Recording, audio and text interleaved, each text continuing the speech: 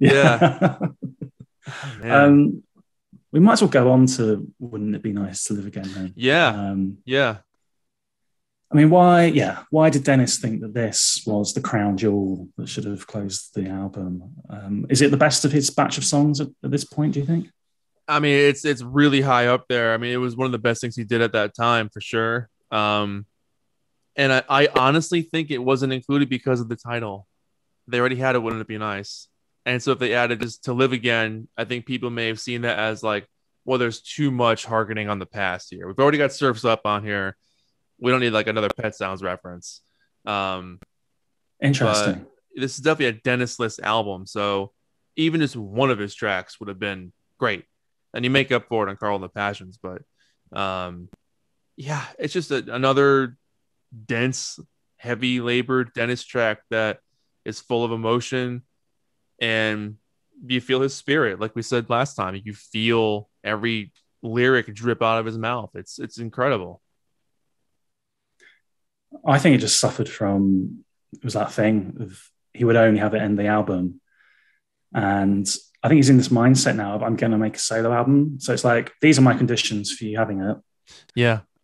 and if you're not going to put it at the end, then I'm fine with it not being there. Then nothing. So he probably didn't see it as like a big, oh, it's not on the album. I don't really care. I got this great song. I'll use it on my album. Yeah. And then I just think it's one of his greatest songs. One of the band's, again, probably like a top 10 song maybe.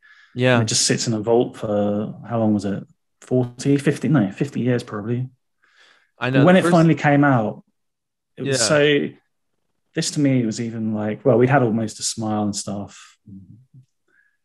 I was like, I just got to hear this song I've heard so much about. And it didn't leak on bootlegs or anything. So when that finally came out on that box set, that was such a big event. Was it made in California? That's the first time I heard it. Yeah. That was it. Yeah. Yeah. It's nice that we've kind of been given a different version of it here. I think that's really cool. Yeah. Although the version on the LP is shorter than the one on the CD box, I think. Is it really? There's a few differences. There aren't different mixes, but I think there's different like edits. It's like a few things are like missing maybe 10, 20, 30 seconds. Oh my God. Just to cram more onto the LPs, I think. I'll have to sit down and like do a side by side with a lot of these tracks. I haven't done that yet. And like I just got, where did I put it? The Japanese super high res audio version. Oh, yes. It just came in the mail the other day. Very cool to see like a Japan package. It had like the stamp on there. Everything was a Japan post. I was like, this is awesome. I never get mail from Japan. And but yeah, it's listed as being a super high material CD. So I'm really stoked to hear what it sounds like. But yeah, nothing too different about it besides there's a giant booklet on the inside with lyrics in both in US and Japanese, which is really cool. Oh, cool. And the giant Obi strip. So it's got everything written in Japanese on the back, which is just the biggest so Obi cool. strip I've ever seen. I know, it's huge. And it's got that New Music Friday sticker like McCartney 3 had for the Japanese one. But yeah, Japanese CDs are the best. Truly, the packaging, the sound, they do an awesome job. But yeah, really stoked. I'm gonna put this on tonight, I think, and see what it sounds like. But I'd be interested to know. I'm maybe not that big an audiophile. I don't know if I'd be able to tell the difference between that like high fidelity CD and the standard CD, but yeah, it'd be really interesting to see what you think of that. You probably would. You've played this stuff enough where you pick out differences here and there and be like, oh yeah, that little bit's different, or it's like when you pick out mono and stereo for Beach Boys stuff or Beatles stuff. Yeah. So yeah, what are we talking about? The next song I got sidetracked. Okay. Seasons in the Sun. Oh, yeah. Seasons in the Sun. Yeah, okay, go for it. So we mentioned earlier, like, yeah, this is interesting because this is produced by Terry Jacks. So, I mean, this is just a total anomaly. Completely. I don't know anything more beyond just that fact. Like, how did this come about? Why? I think he'd had a hit, but I mean, plenty of other people had had hits, and the band aren't drafting them in as producers. Just unheard of for the Beach Boys. This is the first time anyone from outside of the band has got involved with them since Nick Vinay. Easily. Yeah. Yeah. Easily. apparently it does not go well at all. Yeah, no one was really interested in it, and it sounds a little forced. Carl's vocals sound like he's trying, but doesn't really care. Yeah. I like it, but yeah, I mean, this is Al's idea. He was like, you know what? This was a hit before. We can make it a hit again. And then it was a massive hit 2 or 3 years after this one. For Terry Jacks. For Terry Jacks. But yeah, this is one of those ones I wanted to hear so bad because I was always rumored about it for so long. And I think it's been released as a bootleg before, which I just never came across. But yeah, very cool little song. I think there's so much potential to it. They could have worked on it a little harder and it could have been a massive hit for them. I think it really would have worked well. I don't know if it's right for them at this time, though. Oh, it's too early, for sure. The Jack Riley ethos. Yeah. I think it's too late for this kind of song. Maybe it could have squeezed on Sunflower, but I just feel like it's a bit old hat for them at this point. That's a good point. Part of me said that they could have put it on 15 Big Ones. That would have been a better home for it. But even then, it doesn't have that rock and roll sound. It's a bit dated already. It is a bit sappy. Or like the unreleased 74 stuff they were working on. Like maybe could have worked for a more mature version at that point. Yeah. I think it could have had a life of its own, but it wasn't ready yet at this point. The microwave said, don't eat it yet, and they took it out anyway. They could have just released it as a single, right? In 1974. Standalone single. Terry Jacks. Right. It would have been better than The Child of Winter. Yeah, that poor song. Put it out as their Christmas single. Apparently, they were going to dust it down for the 1977 Christmas album. Really? That didn't come out. Yeah, Child of Winter? Considered. No, the one that then kind of they recorded alongside MIU album. Oh, I gotcha. Yeah, all that stuff. Yeah. Apparently, they were thinking of putting it on there. But interesting. That was been a bit weird. The version on here on Feel Flows, I heard it's quite interesting because Al personally oversaw the mix of this one. Yeah. So the version that I've known from bootlegs, it sounds quite different. There's definitely a lot more stuff going on. Right. So I think, I think it sounds better as well. But it's quite interesting to compare the two. If you can find a, which I can hook you up. the old leaked version. I'd love to hear the other version. Yeah. So cool. What's next? Big Sur. You like this? Yeah, they knocked it out of the park with this one. It's the magical little slice of heaven for Mike to have a guitar and know a couple chords and put a little thing to paper with a poem that he wrote. And for the guys to jump in, they hit a home run with it. And this would have fit very well on either album, particularly Surf's Up. But yeah, I mean, it's just a magical little song. It's awesome. Do you wonder why he didn't try this again or do Beach more Boy of this syndrome kind of approach to songwriting? Yeah. Beach Boy syndrome. It's we did something great. Forget about it. It's every album for them was like that. We're like, wow, we wrote some really great tracks, but I wrote this new one. Okay, let's work on that. It's just you move on to the next thing. Specifically, Mike, he has a flirtation here with being a serious, legitimate songwriter. Yeah.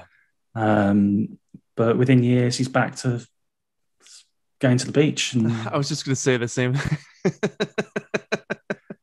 He could have picked up a guitar again and strummed out some chords and had a similar songwriting approach. But. I mean, this era for him, he was on fire. Like, All I Want to Do, Big Sur. I mean, Don't Go Into the Water. Like, he wrote some really, really great lyrics at this point. And he would come back to do that every once in a while.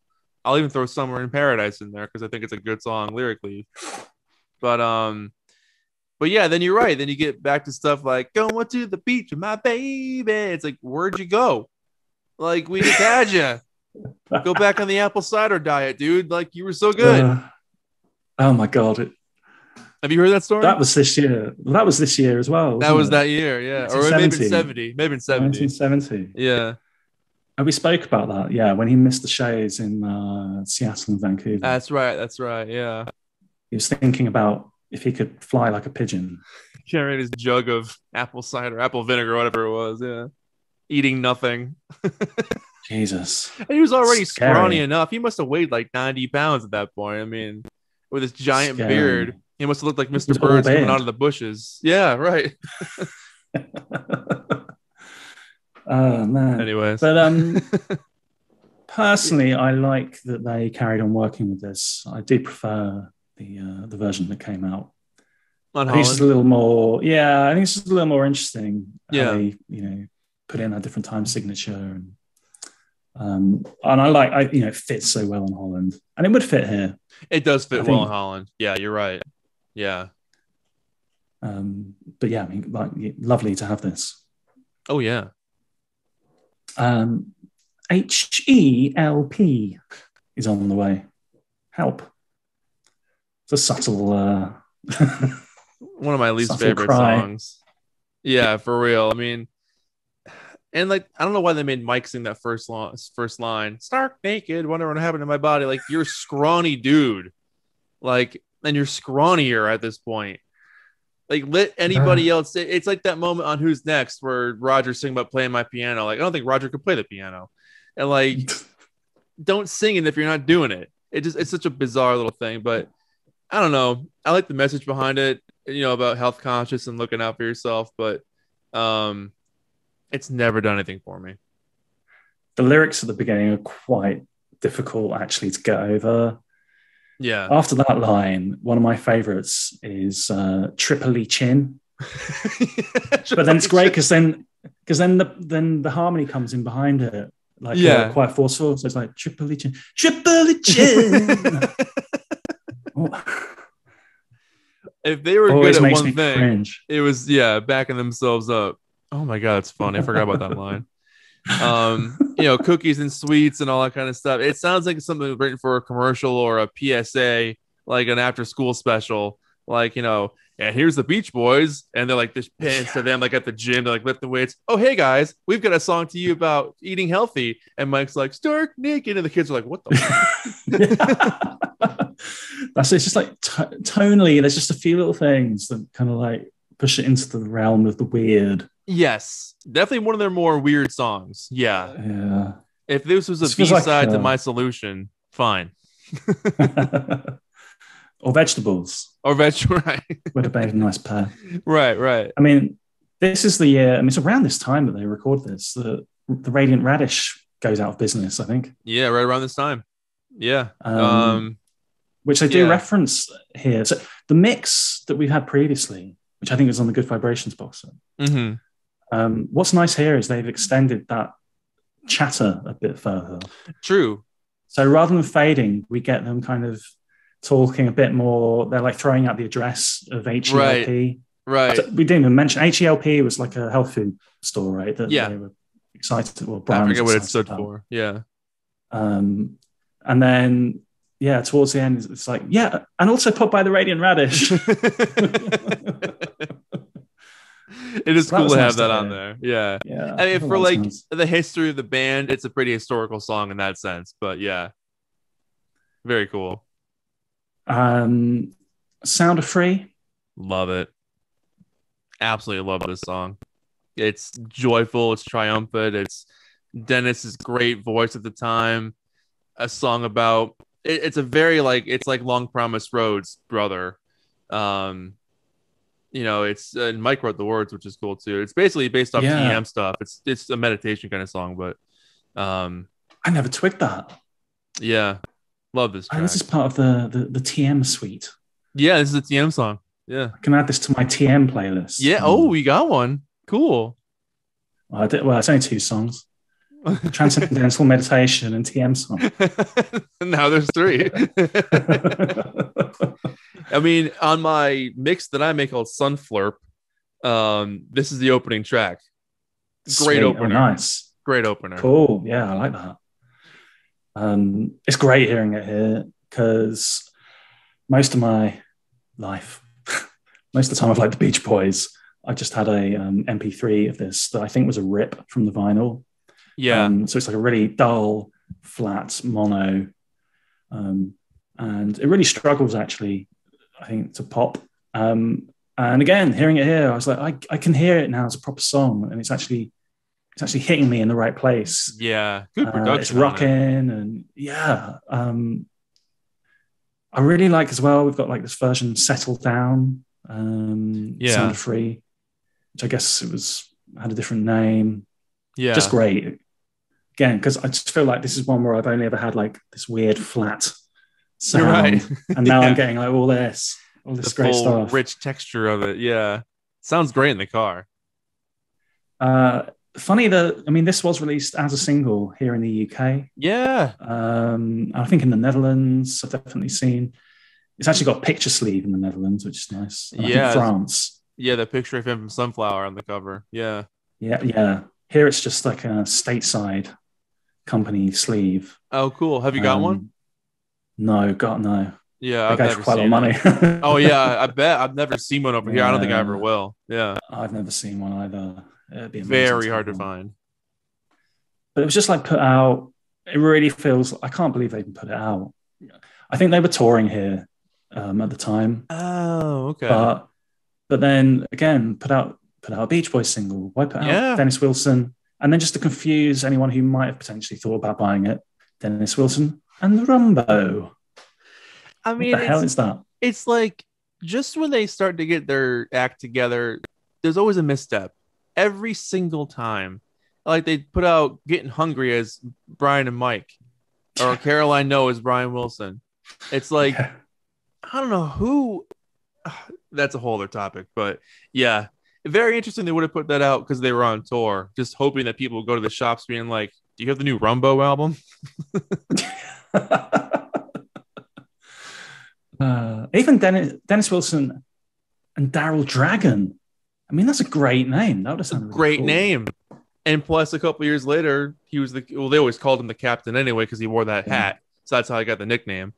That's the Beach Boys gave him that nickname. But as a collectible, even in 1975, it would have been like, whoa, this old song from the Captain, because they were huge at that point.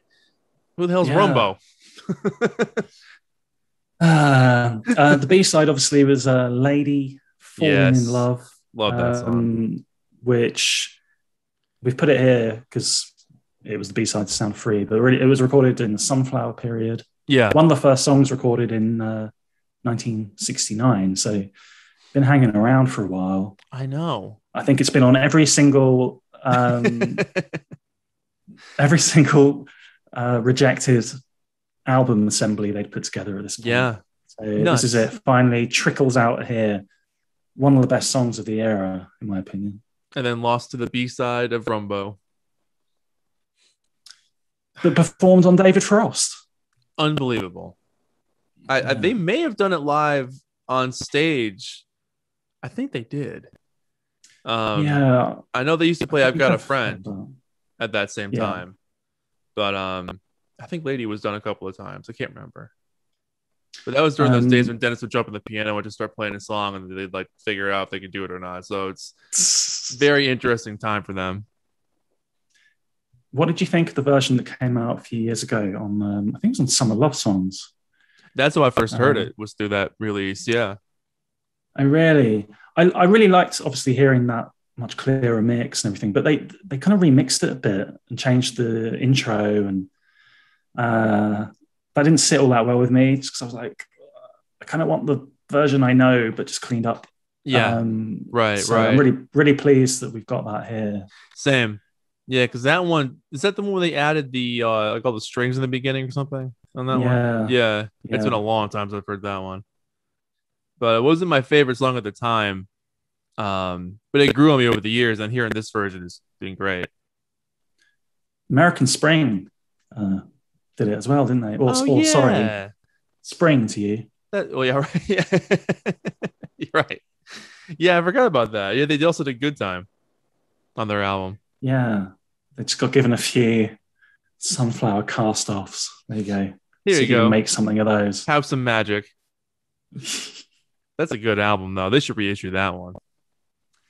I was wondering if that might be part of the whole package here. Not in the box set, but, like with Sunshine Tomorrow, they put out the CD Yeah. And then they put out Sunshine Tomorrow 2 digitally, and That's and right. another dump of about 80 live songs. Right, right. I was like, maybe we'll get a digital dump of the spring album, but I bet it would be on the Carl in and the anyone's Passion plans. set.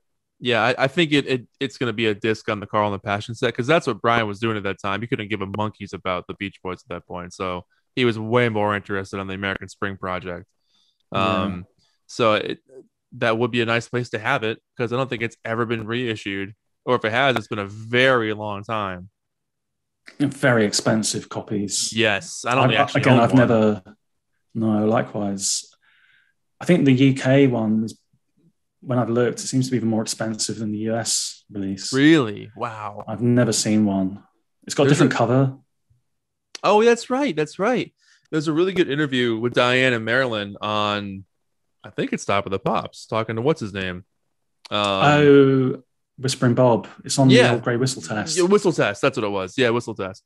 Where they talk about that era, which is very cool. I just saw that recently for the first time. That's so good. Yeah, I love that interview. I love how he spends half the time asking questions about the Beach Boys. I know. That's the saddest part is like, yeah. As I know, these two made this so great rude. album here. I know. The very last thing. So you have an album out. Well, that's what they do over here anyway. Every single interview is like, wow, remember the time you did this? Remember the time you did that? Hey, their new movie comes out tomorrow. And it's like, we can talk about the movie, you know. TV shows, man. My Solution, finally. Yes. What do you think? I mean, what a wacky little song. And I love that Brian was so involved with it. You know, this madcap story about this professor, this doctor, this mad scientist making this potion and gives it to his dog, which is messed up. But the dog becomes peaceful and he's like, I should give this to everybody on planet Earth. And then, you know, polarity ensues. But what a great, weird song. Never meant to be on anything. It's its own little world for this track and this box set. I feel like this was probably just recorded on a whim because it was Halloween. Oh, yeah. It was just for fun. They probably went. It feels like they wrote the lyrics quite hastily as well. And I wonder if towards the end, it feels like he's kind of like making up the next part of the story. It feels like and then it just kind of peters out. Yeah. He's just like laughing. Well, you know what's weird, though, is for something that seems so off the cuff is he would use that riff for Happy Days on Imagination 30 odd years later. And it works really well on that song. It's a weird track. But yeah, I remember the first time I heard that song, I was like, the hell am I listening to here? Then I heard about My Solution and I was like, oh, that's where that came from. It's great. It's like a rare, like dark moment, a bit like Fall Breaks and Back to Winter. Yeah. Where you're actually like, this is a bit disturbing. Yeah. Unsettling chords. Yeah. So even on Imagination with its kind of adult orientated rock production sound, it's like, whoa, what's this creepy shit? Well, it's funny too, like, you know how Spotify keeps doing these little EPs for all these bands where it's like studying music or songs that remind you of the smell of grass, and they pick like the most random songs just to put them together to make something out of it. The Beatles ones are atrocious, but like if they made like a Halloween Beach Boys thing, if Fall Breaks and My Solution, and then probably Heroes and Villains would be on it. So there, done. We did it. Did you know he did toy around with this in between? So in 1980, he recorded this song called, I think it's called The Song Within a Song. I don't know this. That? No, I've never heard of it. It's a medley of My Solution and Shortening Bread. That can't, no. That's the most Brian Wilson thing I've ever heard. Throw Ding Dang in there and we've got gold, man. That's it. Yeah. But it sounds so cool. Like the My Solution part of this, and there's no singing. Yeah. So it's just the backing track. But he plays it like a funk rock kind of song. Unbelievable. It's damn good. It's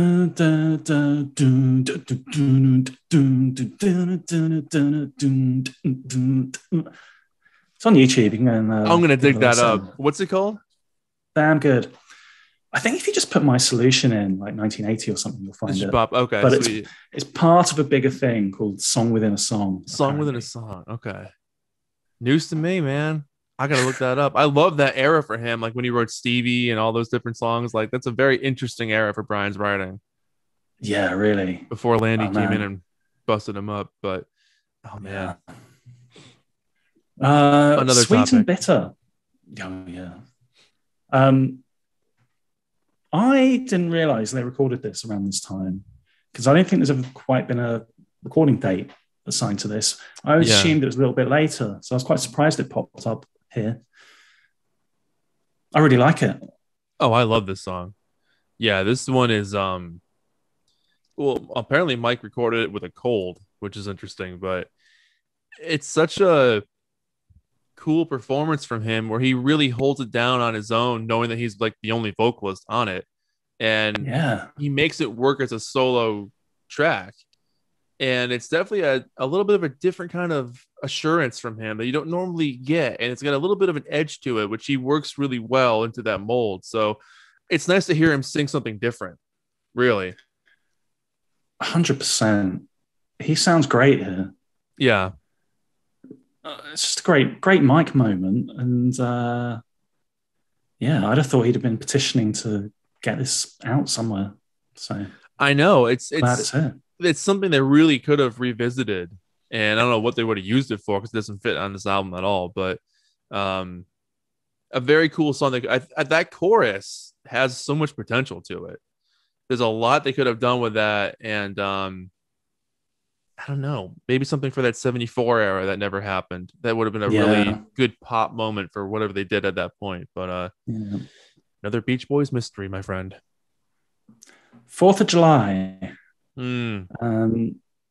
This quite powerful moment, I think, for Dennis. Yeah. Like I said, I read Jack Riley saying that certain members of the band turned green with envy when they heard this. Starting to realize how far Dennis has gone in songwriting. Yeah. But yeah, suffers, I suppose, from just too many cooks. I mean, it's an incredible song. It's a real heavy song, as was all of Dennis's songs, but it's such a strong contender. It's one of those things where it'd be like if you were playing Abbey Road and Here Comes the Sun wasn't on it. It's one of those songs where it's like, how could you not release that? Especially for a band that was always like, we need the best material ever to make an album because the record company keeps rejecting our stuff. Dennis is like, I got this one. And they're like, nah, get out of here, silly. Get out, you little scamp. Like, it is such a weird thing that you could write a masterpiece and for the rest of the band to be like, no, we feel threatened now. Yeah. Either threatened or it's been suggested they just didn't see him in that light. It's like he was Dennis to them. And, you know, when you're cast in a certain role within a social group or within a band. Yeah. That's valid. Sad, anyway, but valid. Yeah. When did it come out first time? Was this on the I think LP? It's on Made in California. Was this not on oh no, I don't think San Miguel was on the 1980 anthology. Oh, and 10 Years of Harmony. Yeah, San Miguel, yeah. No, I don't remember hearing 4th of July until I think it's on Made in California. And if it's not, that's around the time I heard it, was sometime around that point. Another one sat in the vault way too long. Yeah. Unreal. And now another just like string of these Dennis songs. So this for me was like what I was most looking forward to was just hearing Dennis songs that I'd heard leak out in really horrible, badly generated, crappy MP3s. Right. But also all these songs that have never leaked out, but that I've either seen written down as titles, or there's actually been some discussion about with people talking about how beautiful they are. Yeah. Just like just whetting your appetite for decades. Yeah. And now finally, here they are. So, Behold the Night. Had you heard this before? No, this was new to me. Almost all of these were like Behold the Night, Before, All of My Love. It's natural. Like all this stuff was, well, it's natural. It's just something different, but these were all new to me, which was great. So you weren't just buying a box set of stuff you already knew, but yeah, I mean, Behold the Night, it's just right in line to what he was doing at that point, and it works so well. He was so confident at that era of making these funky tracks. And plus, he wrote most of these with Daryl Dragon, and the two of them work together so well. Almost all of these are co-writes together, from almost the same period, like all within a few months of each other. But yeah, I really dig it. How do you feel about it? Same. I just think it's incredible. It's not too surprising, I suppose, because it is very much in the mold of a lot of his songs of this period. Right. But it's just more evidence of the fact that, yeah, there was enough here to bolster a solo album. Yeah, for sure. So All of My Love, Ecology. Medley. This is one where I'd heard people. I've actually got All of My Love, I think. Oh, cool. And it was circulating as Quad Suite, I think. Oh, that sounds familiar. Yeah, but people would say, oh, Quad Suite was actually like a bigger thing, and there was this ecology stuff, and I think I only had like the All of My Love, or like a crappy part of it, and I don't know. Anyway, it was always like dissatisfying. Right. I heard people saying like the idea here was, I think he was testing, like someone asked him to record something to test like a new surround sound kind of system that was being developed. Whoa. Which is why like All of My Love is essentially like an experiment in layering. And I'd read people saying like, oh, it's amazing, like hearing these like towers of beautiful voices, and that's exactly kind of what you get here. Yeah. Oh, that's so cool. I didn't know that. Yeah, I think this was the one where I called Ecology like River Song's dad, because it's got that timey sort of feel to it, and like sort of what will become that classic sounding Denny piano playing. But yeah, it's just, you're right, it fits right into the mold of what he was doing at that point, and it's like more of the same, but in such a good way. It's like having more ice cream. You've always got room for more ice cream. Before this one, it starts out when you're like, okay, we're in Dennis territory here. It's a nice soft piano and everything. Yeah. And then suddenly it's like, bam, we're into a rock song, more, I'm Going Your Way, or Slip On Through or something. Yeah. And it's like, whoa, and it really rocks pretty hard. Yeah. It reminds me of something off of Pacific Ocean Blue, because a lot of his songs do that, where so they start off quiet, they take a whole swing into a heavier rock feel. Yeah, this one's right. This one would have fit perfectly on that album. Yeah, it's got a great riff. Yeah, he was good at riffs. This would have been a great rock song. Yeah, great rock song for 1971 or 72. Yeah, would have actually fit into what's going on. Would have been relevant, and people that lapped it up. The next B-side from Rumbo, everyone's favorite band. Then we've got Old Movie here as well. Obviously, early instrumental that became Cuddle Up eventually. I love the music. What do you think? This. It's such a good melody. Like, I was playing Cuddle Up again in the car the other day. I was like, God damn, this is a good song. Like, it's got so many swells, and it's almost like Dennis writing a classical song, because it's got so many feelings to it that just on its own musically you feel, let alone words on top. So yeah, what a hell of a track, man. I mean, unbelievable how much emotion he put into his playing. I used to find Cuddle Up a bit intense. Oh, it's definitely intense. when I first heard it, and those strings were a bit too much for me. Yeah, but then I got into it, and but I still kind of think, oh, it's nice hearing this version that's slightly less arranged. There aren't all those. It's almost like Phil Spector. It's almost like the Phil Spector version of The Long and Winding Road. Right. Old Movie is like Paul's naked version. Right. I 100% agree with that. Yeah, so I was digging hearing this. Apparently, Old Movie was a title he was kicking around for a few different songs. Oh, huh. I've heard. So I That's cool. don't know if there's like other bits and bobs left somewhere in the can. But Yeah, I like the name. It's yeah, catchy. it's great. Fits in with the Disney Girls kind of vibe. Yeah, be good for an album 1957. actually, Or a comp. or a comp, which we're getting really good at naming now. Yeah. Well, how about this? Hawaiian Dream. Yeah, this is really far out. I love this track. I mean, I didn't know anything about this. Was when I was not expecting it. When I saw it on the track listing, I was like, yeah. "Hello." Yeah, this one goes places, man. This is a long song, but it goes into so many different places. It reminds me of like his version of the nearest faraway place, where it's like Hmm. this journey you go on. I like it. I feel like as well, it's kind of an extension a little bit out of the Smile era. Where Yeah. what's that song he does on there? It's like Tune X or something, or Tune L. I can't remember. Oh yeah. What the heck Where was that called? and Mona Carney, stuff like that. It Yeah. feels like a little bit like that. Yeah. But this was such a nice surprise, and it is fantastic. Yeah. I like it a Would have lot. been nice. Do you think he would have finished? The intention was to finish it and put vocals on it or something. I like it as it is. I don't know. Part of me feels like it was just something he was messing around with, just to record something and see how it felt, more of a feel than anything else. But Hmm. knowing him, you never know, because songs Oh. grew out of other songs, and I still think River Song came out of ecology. I think something happened with that inspired him to write something else that became River Song. So who knows?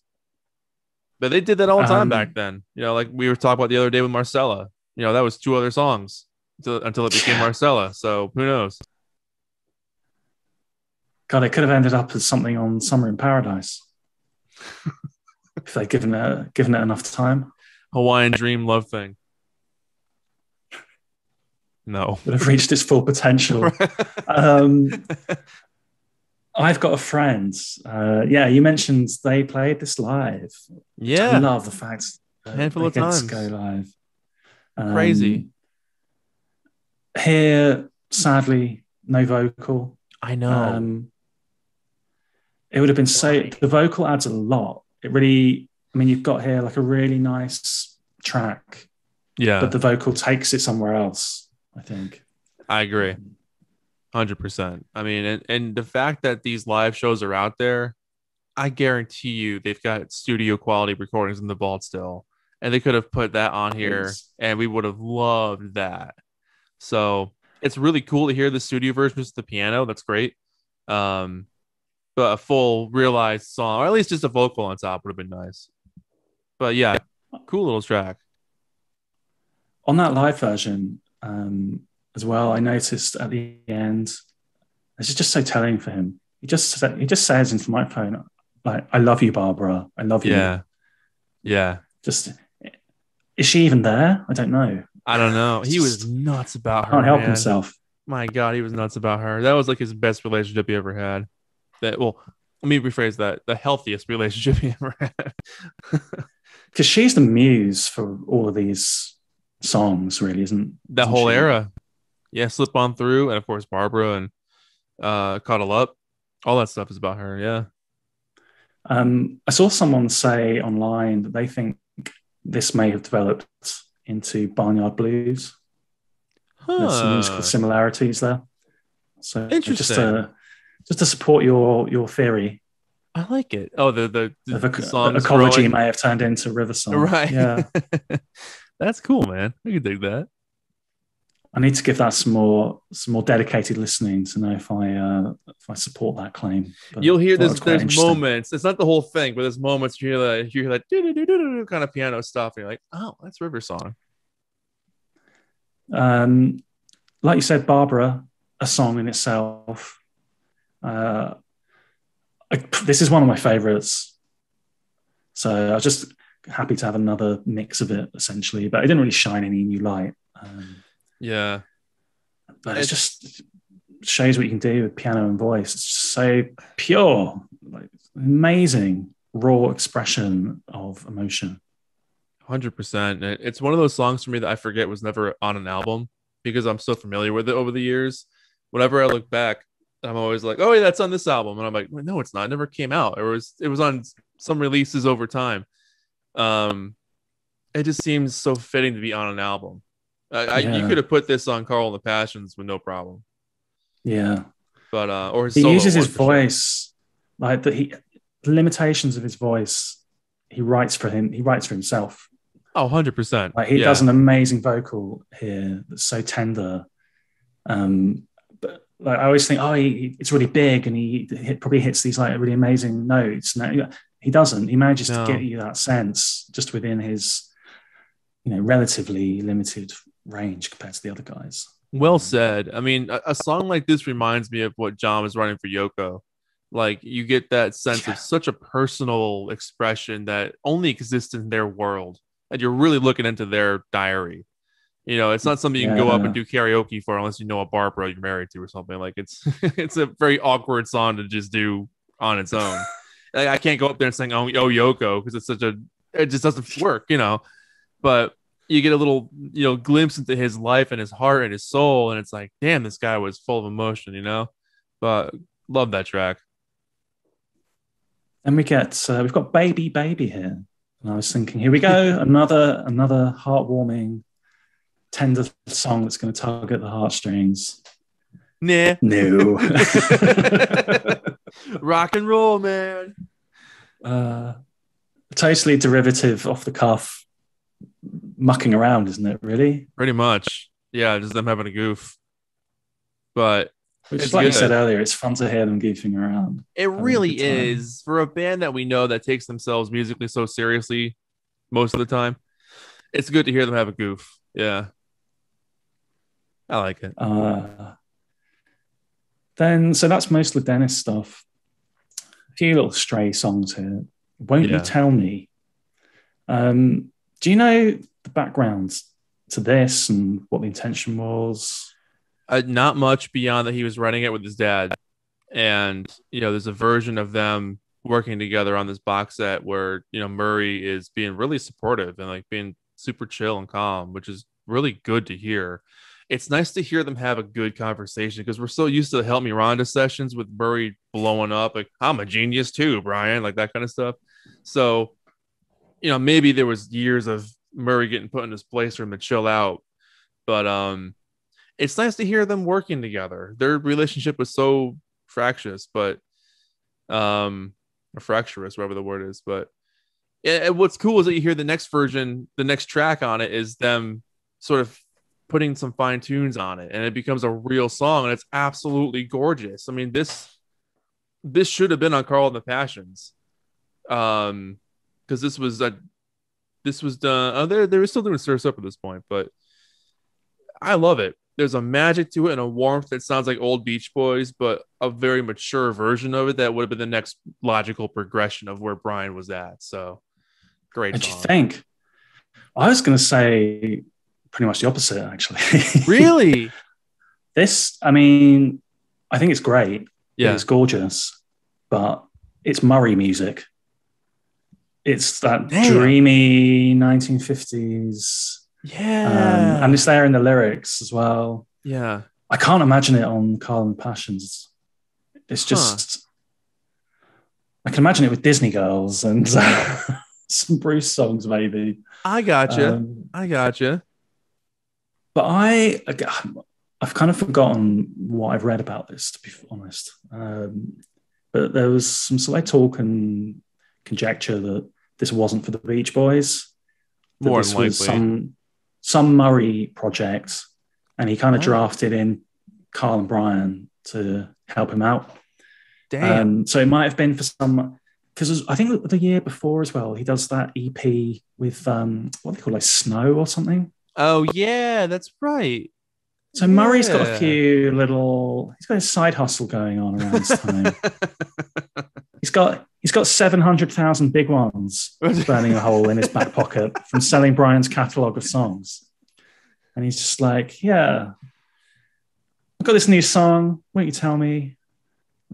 Going to give it to some hot young thing. Yeah, I'm rich now because of you. But I actually need you guys to come in and sing and arrange it. And Carl's on it too, which is great. Yeah, it's definitely a Wilson brothers and family project. Yeah. as a historical document, hearing Brian with this voice at this point in time, Yeah. singing with Carl, it's such a treat. Yeah. Because you've only got what year? This is 1971. So his voice started to go mid 74 ish. By the time he was like really smoking heavily, and I think also doing a bit of a put on too, but because he wanted to sound like Dennis. But yeah, it's nice to hear his voice still in tip top shape. And again, on the next track, we'll talk about Awake. I mean, that's an absolute wonderful song for his falsetto. It sounds like 1965. I mean, it's unbelievable. I think I can hear a bit of, I think I said this for another song earlier, maybe Where Is She? I think when he hits the top of that falsetto, I think I can hear a bit of strain. It's a little bit shrill. Yeah. It doesn't quite have the caliber and the purity that he once had. It still sounds damn good. Yeah. But I can start to hear, and then you can say, well, why? You know, maybe it's just guys like, 29. It's getting a bit older. Can I was just about to say he was only 29. And like having, I think you're washed up. You're over 29 too, I think. Like being past that significantly. Age now, yeah, like being past that age now. Like I remember being like 19 or 20, like 29, that's bloody ancient. But now you look back and like this guy was not even 30 yet. And he had done so much work, and you're like, 29. Oh my god. So it's a chastening thought, isn't it? Yeah, keeps me up at night. This was just meant to be, I believe, this was just a demo for a spring song. Yes. I don't think he intended this as a Beach Boys thing. Yeah, not at all. No. He's working with, what's his name? Is it David Sandler? Yeah. Sandler. That sounds I don't know if he has a hand in this. I can't remember. I think this is like early days. So we'll probably talk about him a bit more if we ever get our Carl and the Passions Holland box set. I think there'll be more of that stuff.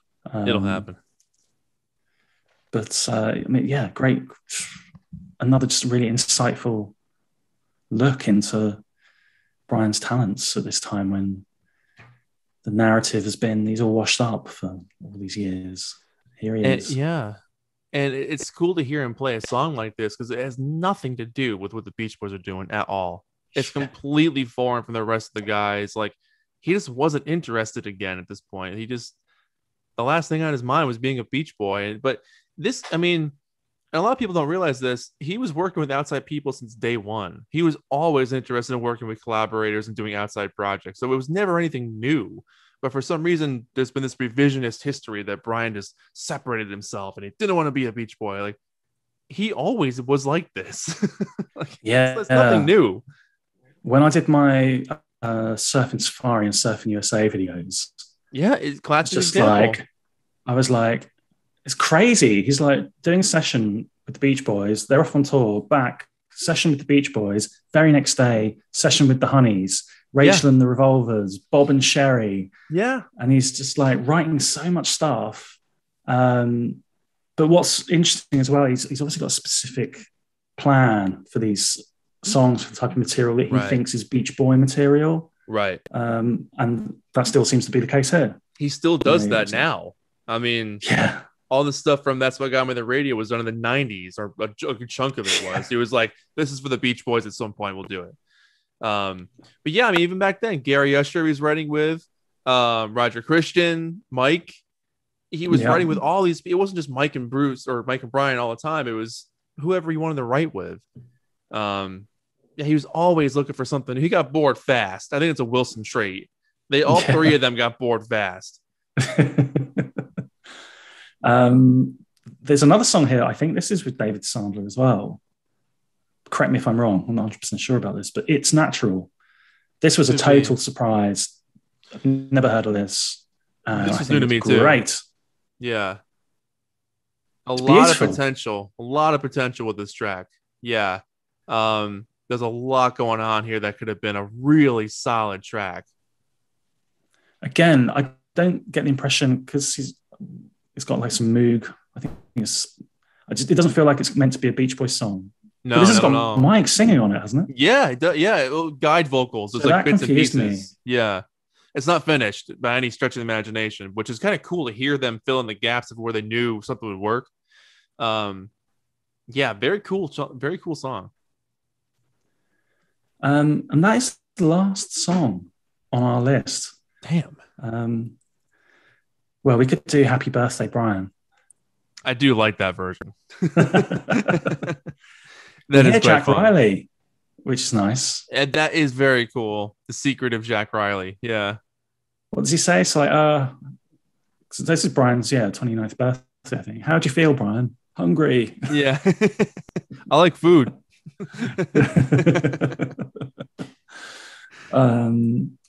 So what happened when Surf's Up came out?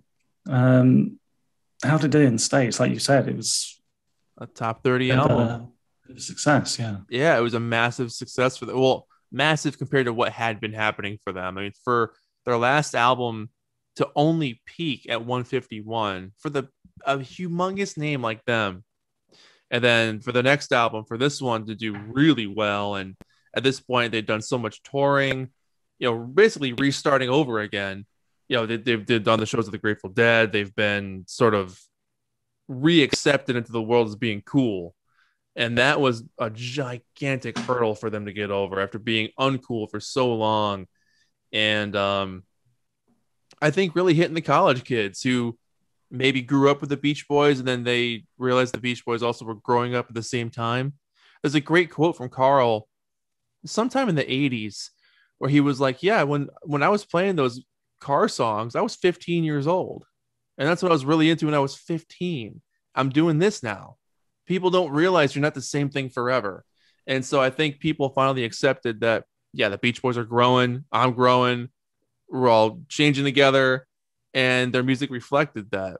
So I think the audience is much more receptive and it did really well for them. So it's one of the most important albums in their career. Can you imagine if the music you were making at 15 was given an international platform? And no. And then no one would let you grow beyond those songs. Well, I always think of like the pop punk groups of like the early 2000s and late 90s. Imagine being stuck with that for your whole life. Like Bowling for Soup. Yeah, or Blink-182, like going out playing all the small things until you're 50. That would suck. Christ. It blows my mind. Like how bands can't grow. Like, I love when I see a band grow, but it's also, I think, harder these days for bands to grow than it was back then. If you look at the Beatles' first album compared to their last album, it's two different bands. Yeah.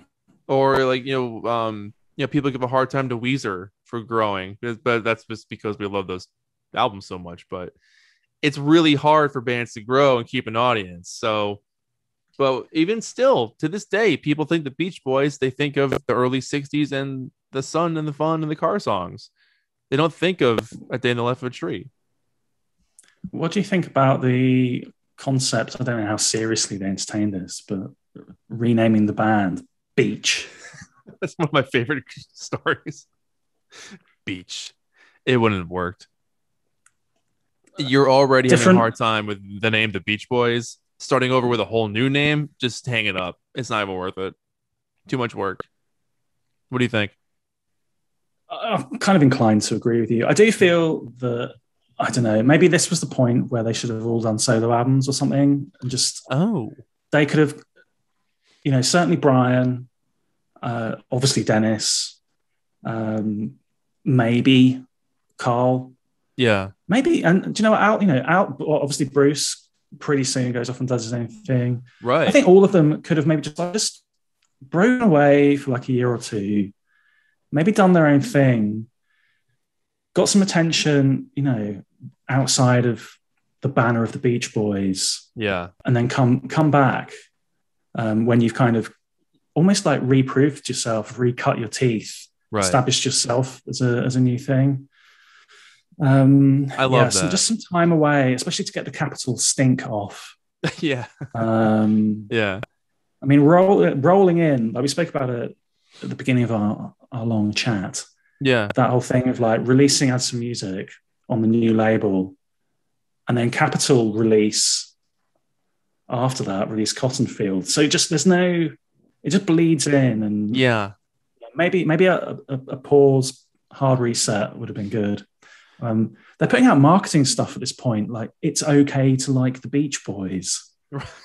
And there's stories about people like, oh yeah, I liked Sunflower, but when I bought it, I had to slip it between a Fairport Convention and Jethro Tull album. Right. You have to hide you're a Beach Boys fan. I mean, I don't know if it was that way when you were a kid, but it was that way for me when I was a kid. It was embarrassing to be a Beach Boys fan because in the 90s, it was all Full House and Home Improvement. And they were the ponytail guys who lived next door and they'd show up to sing Barbara Ann. So, like, it was cheesy to be a Beach Boys. Plus, growing up, all we knew was Kokomo. That song was humongous. It never died. Yeah. And then the Muppets did it, and it was even bigger. But, so, I mean, it only, I would say 10 years ago, it started to be cool to like the Beach Boys. Because even in college, I loved them. And I still had to fight to defend myself of why I like this band because people have that misconception about them or the idea about them. But it's getting easier now. I'd say it's much more acceptable now. It's great that these younger people are young. Good Lord, I sound like a geezer. It's great that these younger people are under the Beach Boys now because it means that it's being cooler younger and you're not going to get ripped on for liking this music. So it's okay to like the Beach Boys. I think the internet's brought more parity and kind of democratized that a lot more because now everyone, however old you are, whatever your income, whatever demographic you're part of, you can all access the same music. Yeah, it's all available at the same time, so it's all just there. It doesn't really have not like, that old thing. That's not, that's not cool anymore. It just kind of exists. It doesn't have a period to it. It's just kind of a thing we can all enjoy, which is great. But man. So it does quite well here in the UK. Same as Sunflower, really. I think it's like top 30 album. Awesome. When did it come out? 30th of August it was released, at least in the States. So about a year, almost a year to the day. Almost a year. Sunflower. Yeah. But again, it's like they can't keep a good thing going. I know. One of the first things they do, well, a few months later, towards the end of the year, sack Nick Grillo. Yeah. Because they'd had this, Nick Grillo was like management in terms of like business, finance. Mm-hmm. And Fred Vale's around as a tour booker and plugger. Right. So you've got these two guys kind of operating as management. Jack Riley comes in. Fred Vale's the first to go. And then, here towards the end of 1971, Nick Grillo, in quite acrimonious fashion, there's a lawsuit and a counter suit, I think. Yeah. I don't know if Jack Riley, he seems to have been a good PR and marketing guy. I don't know if he's the guy you want looking at your books, doing your finances, right. etc. I think that we quickly see that that's the case with the whole going to Holland debacle. Oh my God. That's in the future. That was a nightmare. But yeah, it just seems like whether it was the right thing to do or not, it's just like more big seismic changes, constant drama and conflict. Yeah, 100%. And that was the beginning of them kind of running through people. Like they'd have different managers on and off. They'd have different people involved in their business dealings and who was checking the books. Like the next 25 years or so were really rough behind the scenes of the Beach Boys. Yeah, this is when the beginning of bleeding into the Stephen Gaines heroes and villains period of band of like tabloidy, horrible family drama. I mean, getting family members involved in the business side as well. Yeah, and literally a bad move, beating each other up, physically beating each other up. Yeah. So this is a bit of an end of an era. We this is the last time as well. It's this lineup of the band because true. It's not long after. All throughout this year, they've been working with Flame. Flame have been like their support act. Yeah. They're the only other artist I think signed to the brother roster. It's just them. Yeah. So Carl's been working with them a lot, producing their stuff. I think they added, was this the year or was it the next year where they add Don't Worry Bill to their set list? I want to say it was 72. It's after the guys joined the band officially. Yeah, I know I've seen it on 72 set list, so I'm gonna say somewhere in there. Yeah. But yeah, I mean things are about to take another big significant change. But just before the end of the year, in December, they do start working on the next album. Slowly. Yeah, but they get quite a few songs according to the books. Yeah, which may or may not be accurate. They start doing Beatrice from Baltimore, which becomes You Need a Mess of Help to Stand Alone. Right. He Come Down, Here She Comes, and obviously Marcella. I think they start All This Is That as well, maybe in December. So I think an early version of it, yeah. What do you feel about, we've got Marcella and You Need a Mess of Help to Stand Alone here on this box set. Thoughts? I think it's cool. I mean, they for me, they finish up the Bruce Johnson era because he's on these tracks, and those are the two he's on the next album.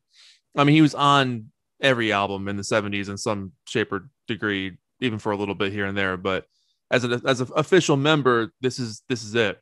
So I think that's the reason why they're on here. They could be a tease for a next box set. I doubt they would do that. It's a really weird thing to do. I think they're just wrapping up 1971. I think they're putting a bow on it, really.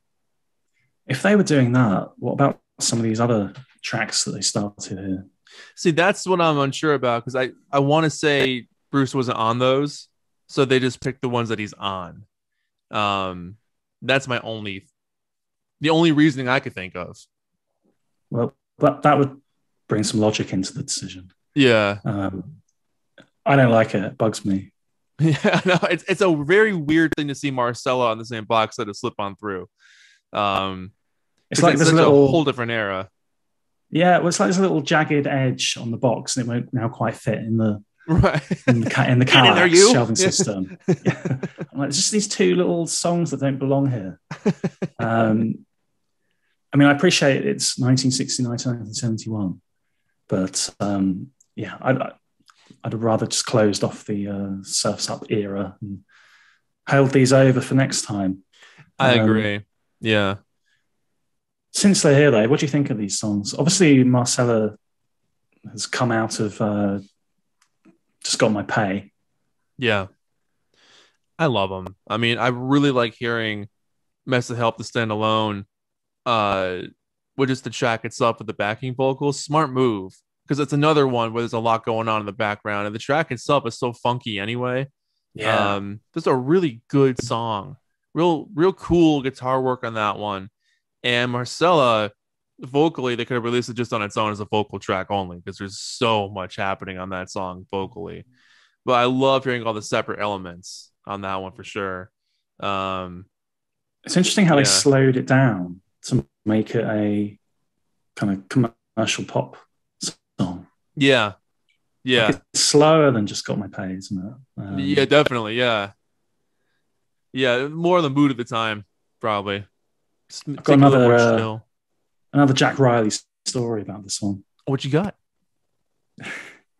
He said when the guys were recording this and like working out the arrangement, Mike Love was in the corner with the lyric sheet, and as they were going through it and reading out the words, so he was mouthing the words to himself and working out his dance routine for when they played it live. So he said he was literally standing there, kind of going to himself. And then like looking at his feet, doing like Santa's dance. Oh my God. Doing a little shimmy. And he kind of presents this as like, this is a reason to hate Mike Love. But I did think that is Mike to a T. That's very Mike. He's got to make sure it works on stage. That's so funny. Oh my God, that's good. Well, I'm sure you've seen that video of them. I think also on Old Grey Whistle Test where they're doing Mess Up Help to Stand Alone, and Mike's just like wearing this bathrobe thing with a hat. And he's just kind of dancing like this the whole time because there's nothing else to do. And it's like, yeah, love that. It's one of the most awkward things in all of classic rock is whenever you see Mike and he's got nothing to do. And it's like, in a way, I respect him because I'm like, God, having the balls to stand there with nothing to do. Yeah. What a nerve, the audacity of the man. Kind of makes it work sometimes. It's funny because like all the other guys know their place. Like they can be the front man or back it up and be totally chill where they are. But Mike always sticks out like a sore thumb. He's always the one who's always kind of like, what do I do? What do I do? What do I do? Yeah. The whole song. Yeah. That's funny. What do you think about having these songs on here? I mean, how's it work for you? Besides the fact that they're the wrong era, like you're just not feeling it. I like them enough. Yeah. They feel like strange morsels. Yeah. I'm sure there's going to be more in terms of both of these songs in their like presentation. If we get like a cappella and an instrumental, and maybe there'll be some different takes and things. Yeah, I feel like it's a teaser and a taster maybe to generate maybe a bit more demand for the next one, which seems to be going well. It seems to be happening. Last we heard, and yeah, they want to call it Sail on Sailor, but I really hope they call it All This Is That. It's such a better title. It's so much more of its era. It's so much more. It just feels more hippie, which is what they were at that point. Sail on Sailor is very giving the people what they want. It's sort of pleading, please buy this. There's something about the word water in here, like it's kind of got that feeling. And they've already done that with Feel Flows. It sounds like water anyway, so Sail on Sailor though, it's very camp title in 2021 and whenever it comes out, right? It just sounds better. It's not very cool. It doesn't feel very good. It's too stiff. It's not. I like All This Is That. Yeah, especially for an anthology. Open. Right. Literal. All of this. Yeah. All of this. Right. All of this. All of this is that period. Yeah.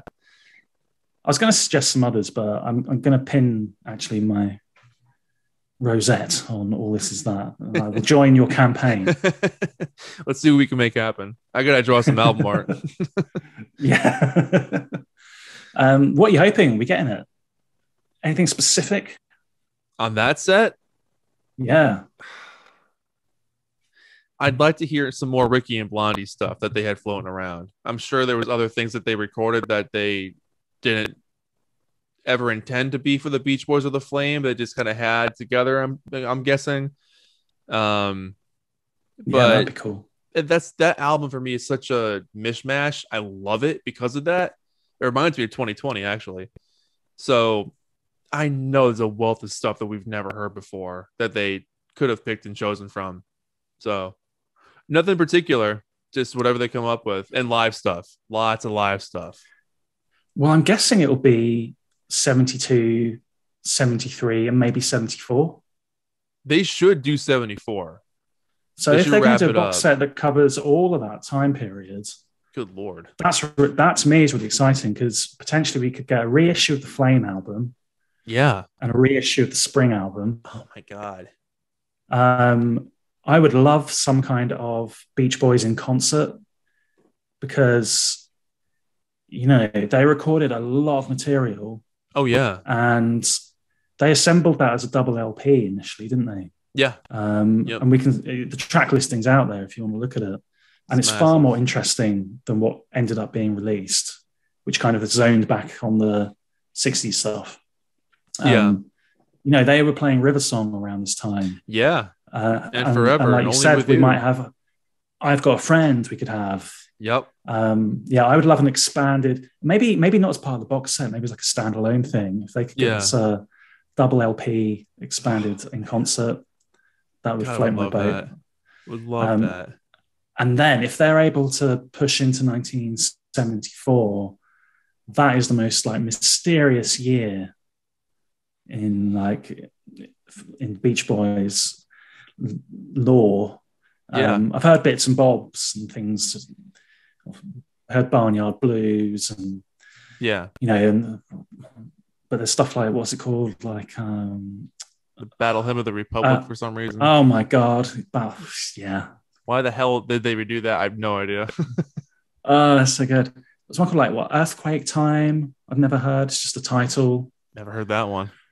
Because all that stuff, they always say, oh, it was all destroyed in the Caribou Ranch fire. But it's obviously not true, because loads of stuff slipped out. I think they start work on Good Timing, comes from 1974. Yep. So I bet there's loads of stuff there that people have documented and never really talked about. So that's fascinated to know what they can find. That's their favorite line. Oh, it got destroyed in a fire. All the smile tapes are gone. I set them on fire. They're all gone. They love that line. That's their way out of everything. Oh, we can't put it out because it burned. It's all gone. Giggens, where's that 4-hour deep dive we did on Sunflower and set us up? My computer's got destroyed in a fire. I burned my computer. The vibes weren't good because as we did it, a house burned down the street. And I just had to burn my whole computer. Please no. No. Do it all again. Yeah, God. Not that it hasn't been a pleasure, of course. Oh, it's been bloody fun. Yeah. That's what we're hoping for, maybe. Yeah.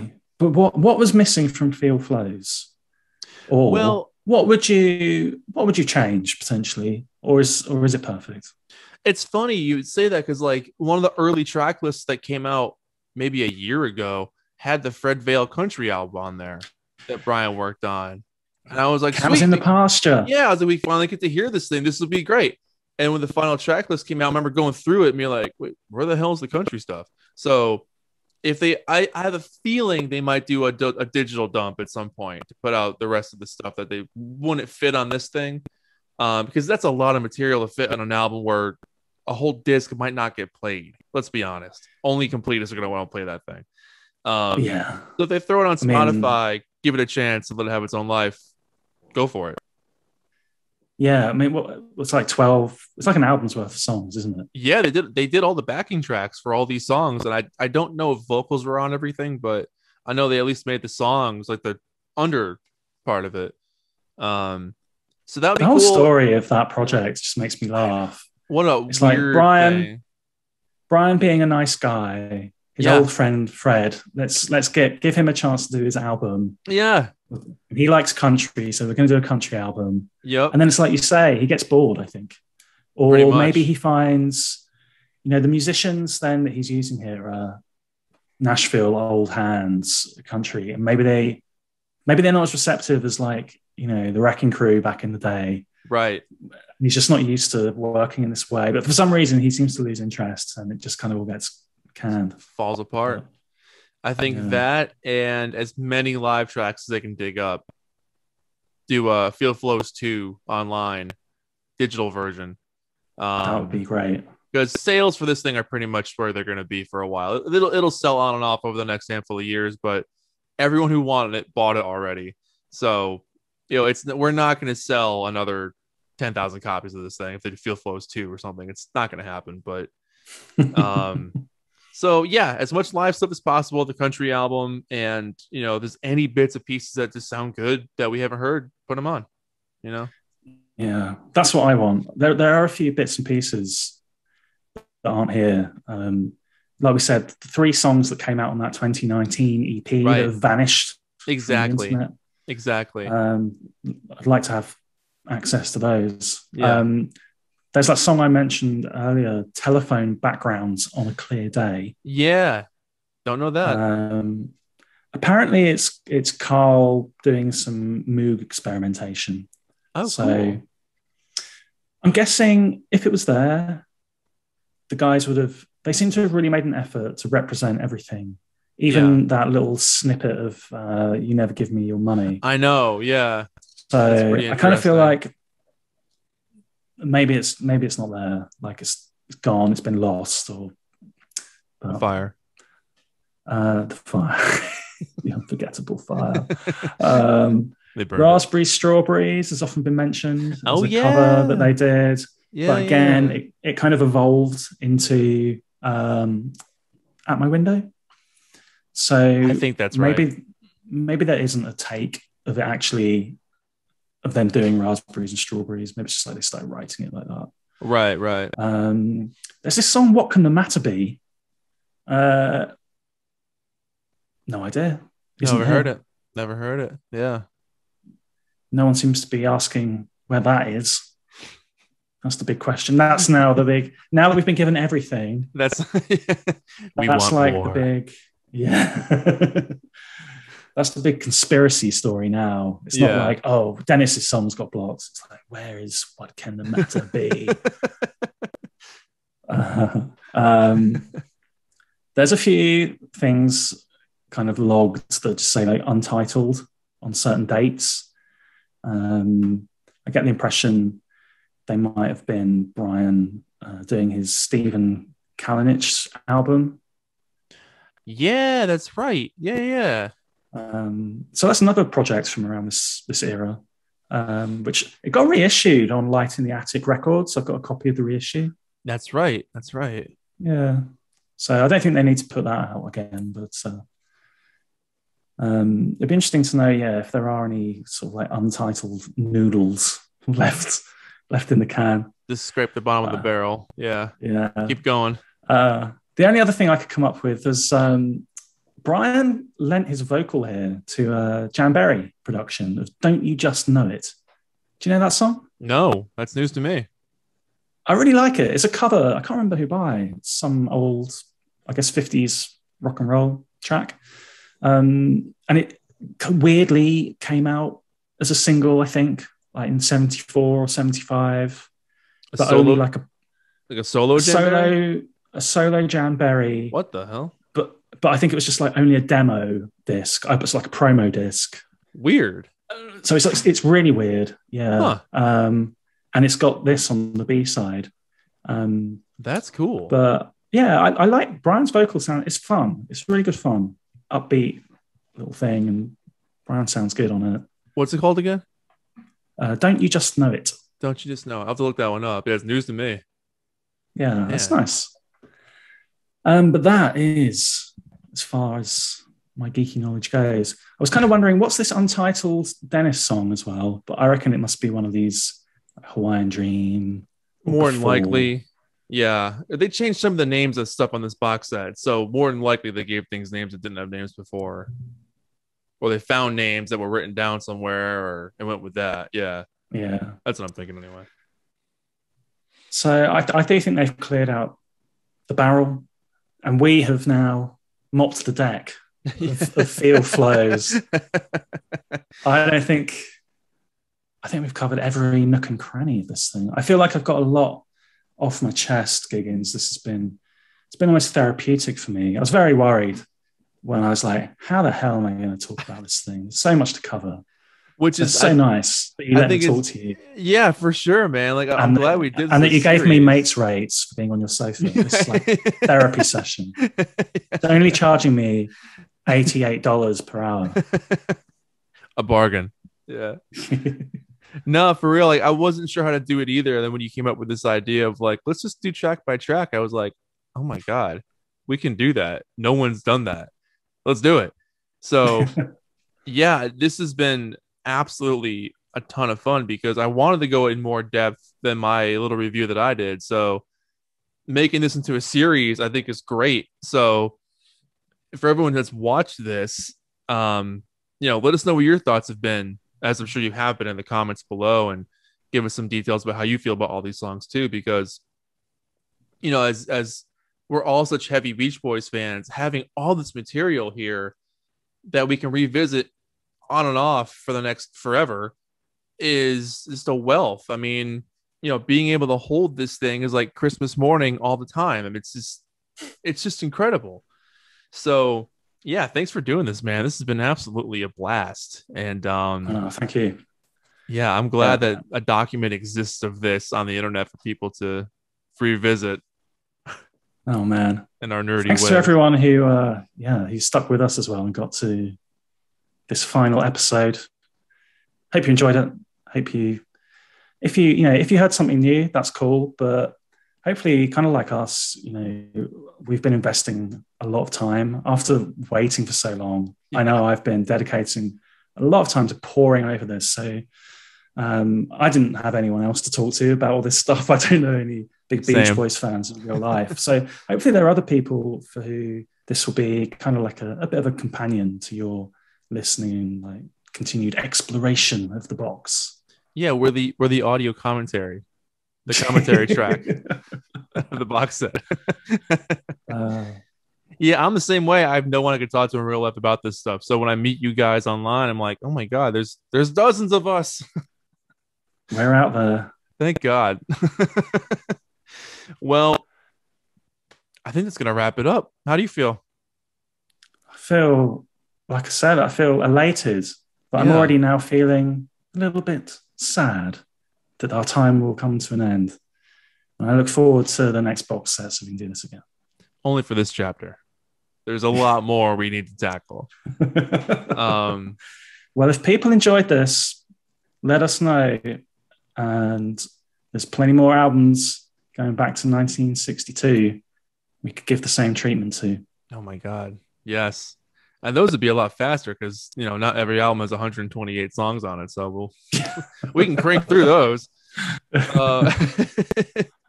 Well, my name is Giggens. This has been Dreadful Dan. Follow him at Dreadful Dan's Discs on Instagram and YouTube. Is it the same name on YouTube?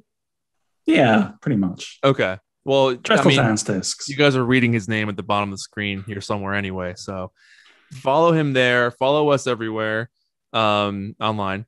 And thank you so much for being a part of this journey.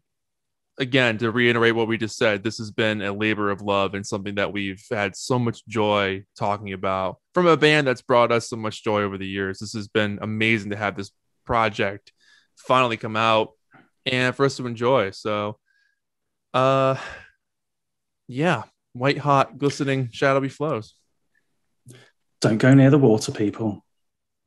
There we go. My name is Giggens. And I'm Dreadful Dan G. We'll see you next time.